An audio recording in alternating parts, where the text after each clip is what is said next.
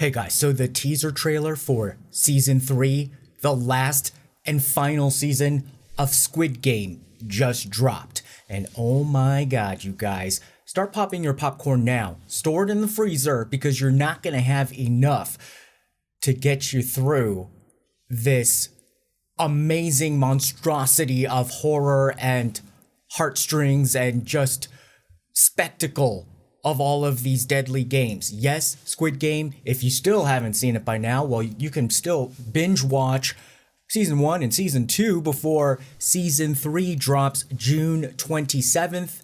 It's, yes, twisted childhood games where the prize is literally blood money. So let's watch the trailer together and recap what happened at the end of season 2, what we can expect from season 3, and what questions I really want answered by the end of this show.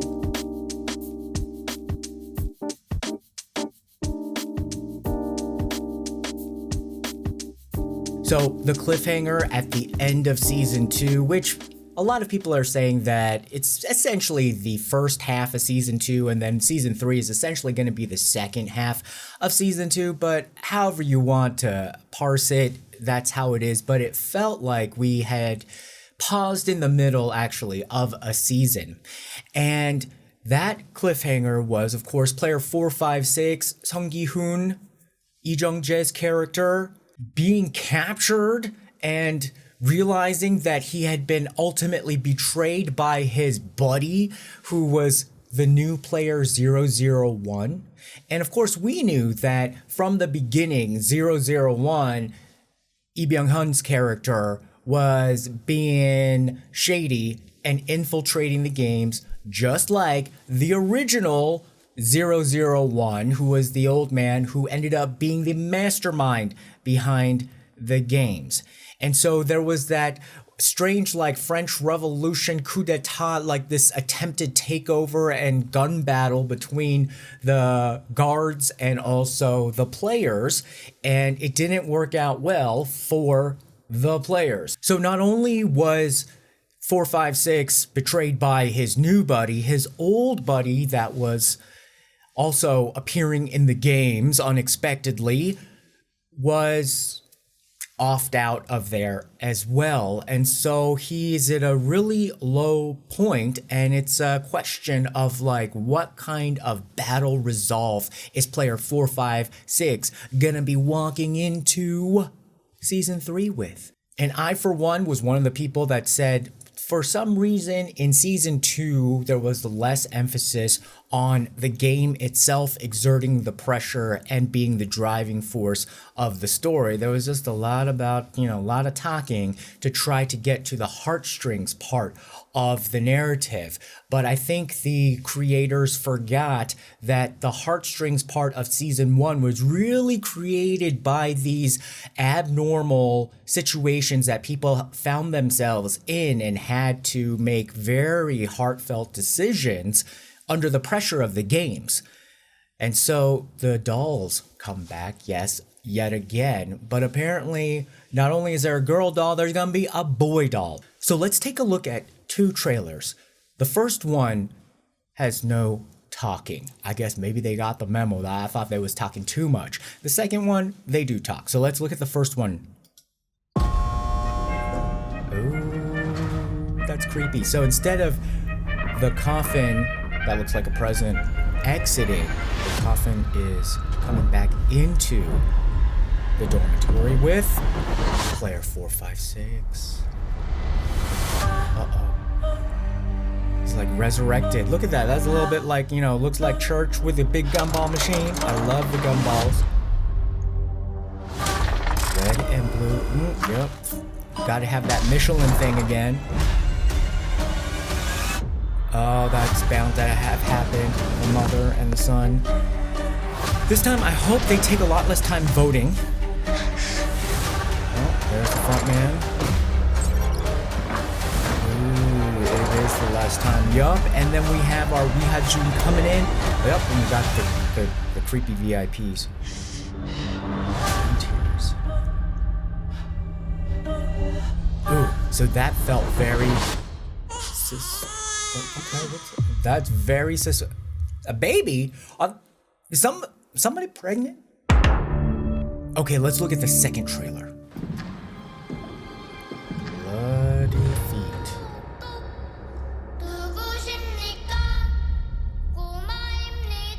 잠시 후 게임을 시작하겠습니다. Oh my god, but where's the boy robot? 왜 날 안 죽였어? 왜 나만 살려둔 거야? Because that's how he starts in season 3. Why am I alive? I don't want to play this game. Well, you better. Oh, now new color blue. Mixing. Interesting. Oh my god. 뭐 하는 거야? 워빈 게임하지. 이제 여기서 제발 그만해 주세요. 어떡하겠다는 건데? 여기 앉아서 죽겠다는 거야? 나가자, 우리 살아야지, 준이야. 내가 도와줄게. Oh, they're back at their room. Oh, that's cool. Oh, that's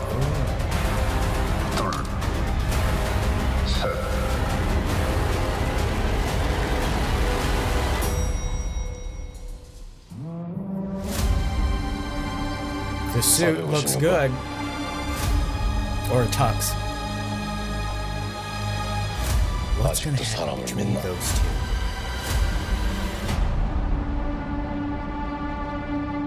Interesting.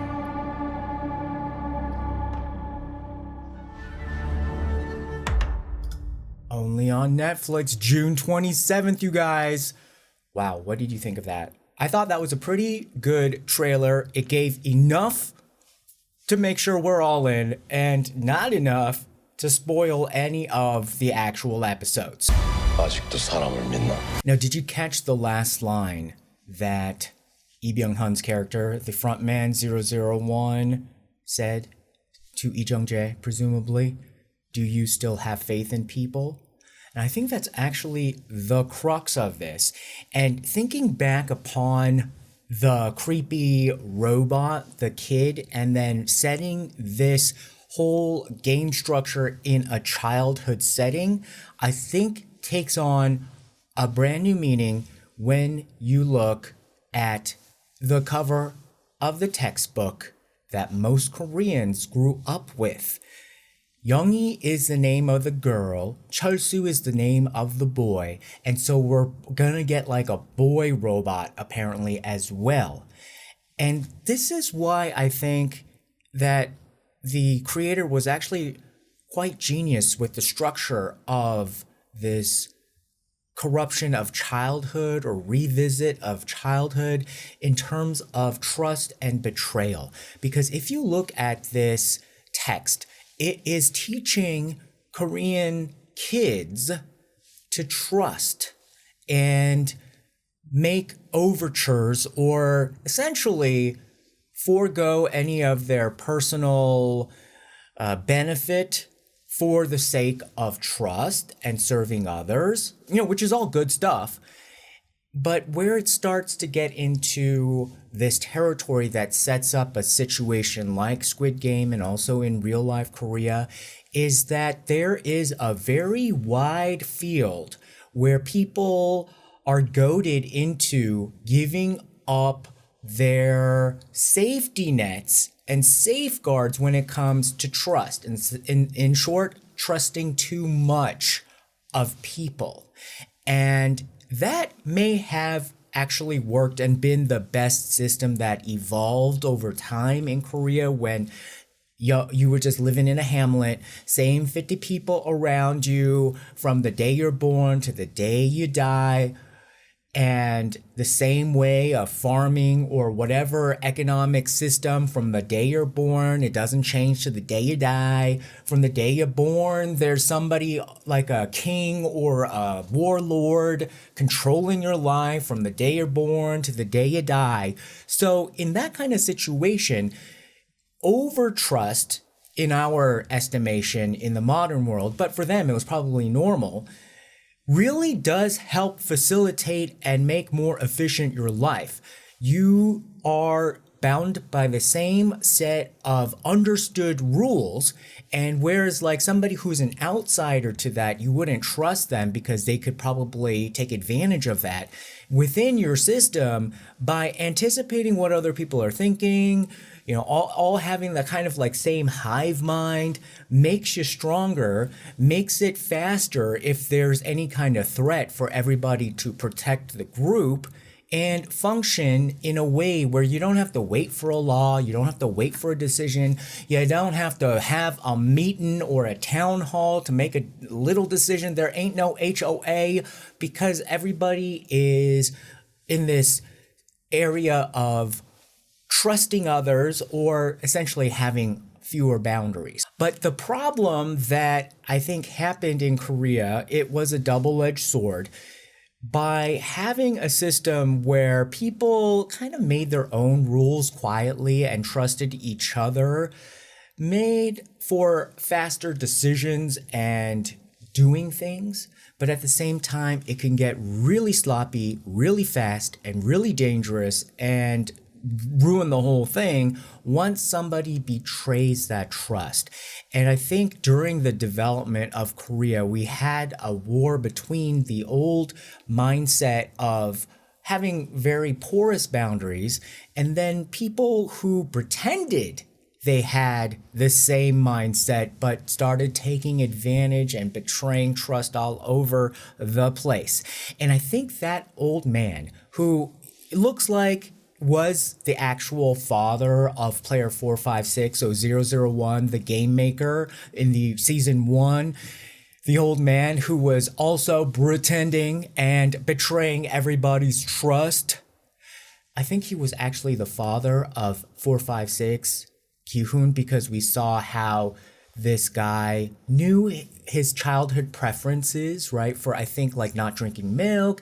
And then they had that neighborhood that he remade to look like both of their neighborhood because it was the same neighborhood before this man probably fled the wife and left her as a single mom. And we also saw him randomly running into player 456 near his house because 001 went to go visit, the baby mama before she passed away, and then he had that, card to invite him back to the games, all in season 1. And I think the old man, what he wanted to do was try to at least impart that last lesson to player 456 because he has such a trusting nature that led him into this trouble and desperation. And remember, at the end of season 1, the old man was trying to convince player 456 that nobody's going to help that homeless man, and so you got to toughen up. But in the end, somebody did help. So this is sort of like this debate in the psyche or people or in humanity, whether you lead with trust or whether you lead with distrust. And I think that this is carried on into the other seasons, and we're going to see the final showdown of it, especially when the new 001 said, "You still trust people?" Before we get into what I want to see from season 3, can we just take a moment and say, actually, upon reflection, it was a big mistake to kill off Gong-yu, the recruiter. I do not think that was actually 100% intentional, because even though he gave the performance of a lifetime when he, Russian rouletted himself to the end, and yes, clap, clap, but it was also gory. Upon reflection, if it wasn't performed so well, I think that was actually quite an awkward turn of events. And honey, I actually think that they probably couldn't afford his fee for season 3, and they had to figure out something real quick. That's what it looked like in that script, real quick to,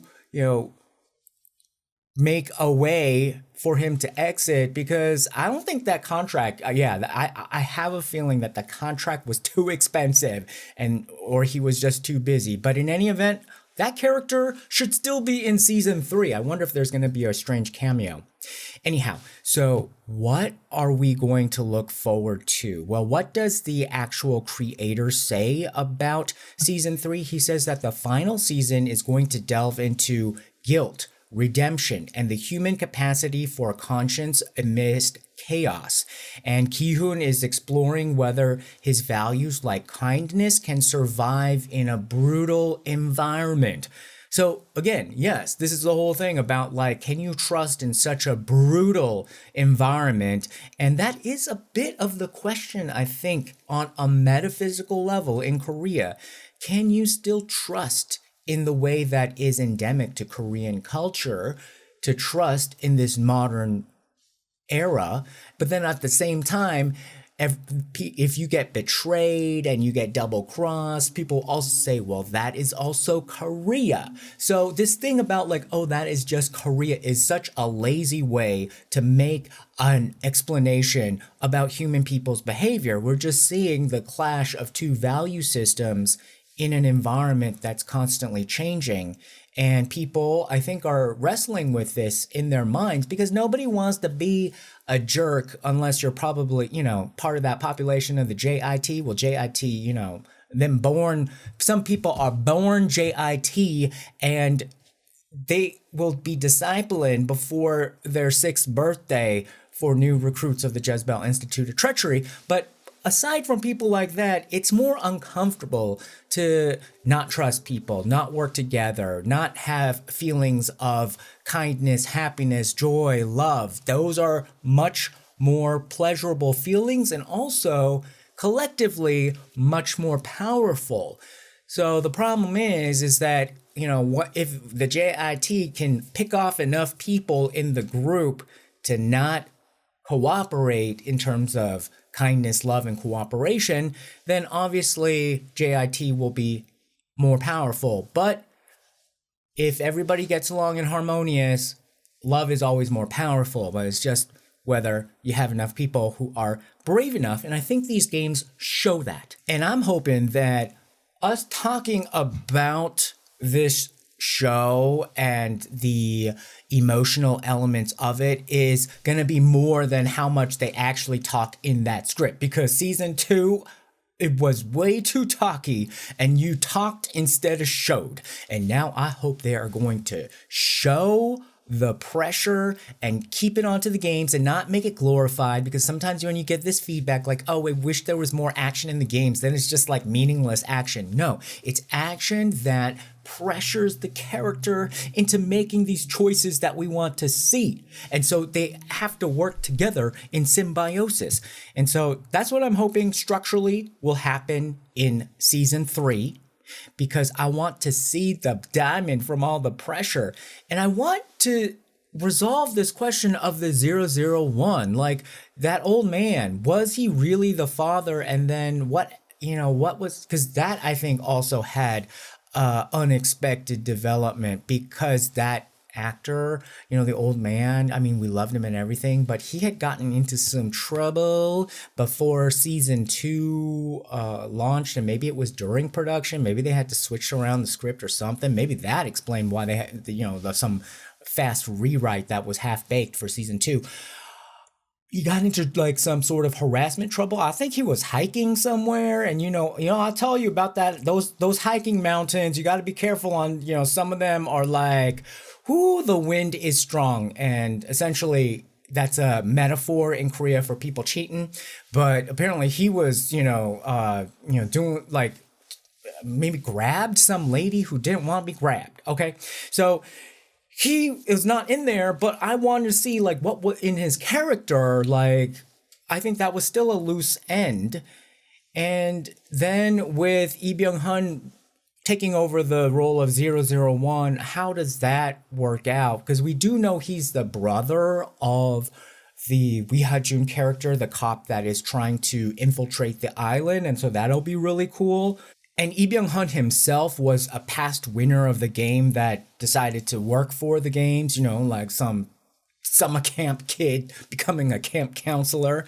But is there a link more than that to our main protagonist, Jung-jae 456, or Gi-hun? I mean, that would be really cool. Maybe they're all brothers. Who knows? Maybe that guy, went around the mountain as a character and, was having, affairs in all sorts of neighborhoods in Seoul, Maybe that wasn't just the only neighborhood that he had to go visit. So that would be kind of cool to see if that was somehow like wrapped up. And then also the pivotal question, can you be kind? Can you be human in this brutal world of the Squid Game? And then also by extension, as a metaphor, modern day Korea. All right, guys, what do you think? How are you going to prepare to watch the Squid Game? Are you excited? And what do you want to see the most? Put your comments below. Remember to like, share, and subscribe, and we'll see you again next time. Bye-bye.